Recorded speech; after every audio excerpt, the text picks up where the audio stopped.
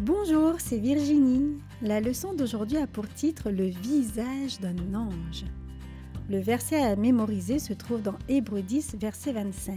« N'abandonnons pas notre assemblée, mais exhortons-nous mutuellement. » Un sabbat, le pasteur annonça que l'épouse du frère Santana était à l'hôpital. Daniel et Lucie voulaient faire quelque chose pour encourager monsieur et madame Santana. Cet après-midi-là, ils firent une belle carte.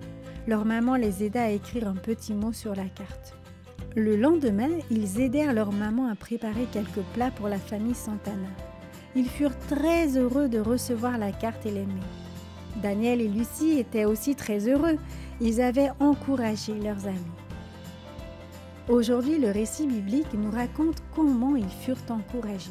Les apôtres étaient très occupés. Beaucoup de croyants se joignaient à l'église. Parmi eux, il y avait des veuves, des personnes âgées. Tous avaient besoin d'aide et de soins. Les apôtres ne pouvaient prêcher, enseigner et distribuer les aliments en même temps. Les croyants choisirent donc 7 hommes, appelés diacres, pour les aider. Étienne était l'un des diacres. Abondamment béni par Dieu, il réconfortait et encourageait les gens.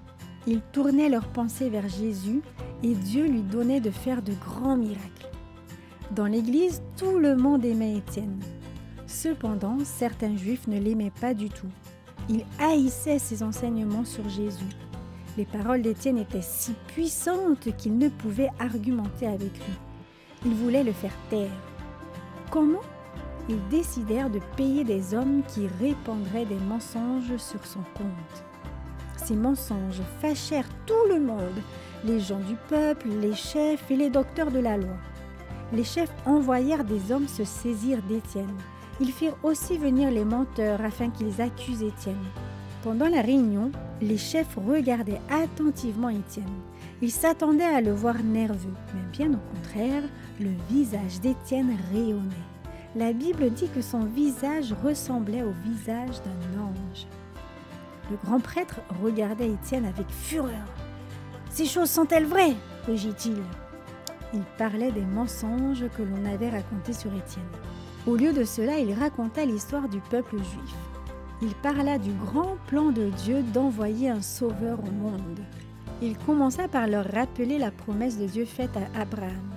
Puis il parla du fils d'Abraham, Isaac, puis du fils d'Isaac, Jacob, puis de Joseph, le fils de Jacob, qui, par la puissance de Dieu, devint un des grands chefs de l'Égypte. Étienne rappela aux chefs comment Dieu avait utilisé Joseph pour protéger la famille de Jacob lors d'une grande famine. Ensuite, Étienne leur parla de Moïse. Moïse fit sortir d'Égypte les enfants d'Israël. Mais vos ancêtres se retournèrent contre Moïse.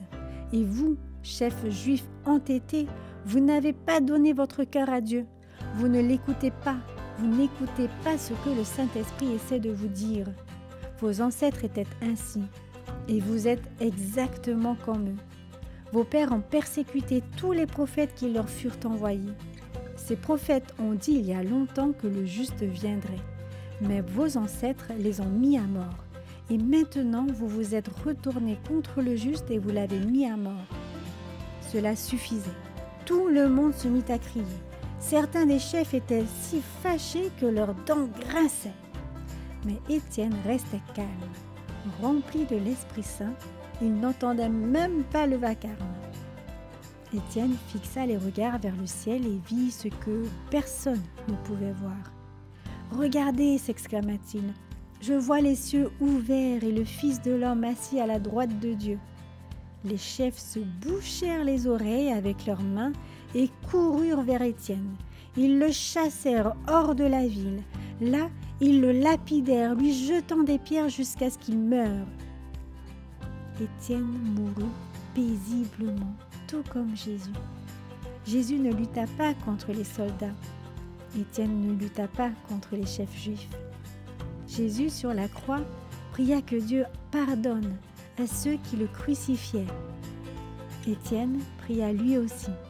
Il tomba à genoux en s'écriant « Seigneur, ne leur impute pas ce péché ».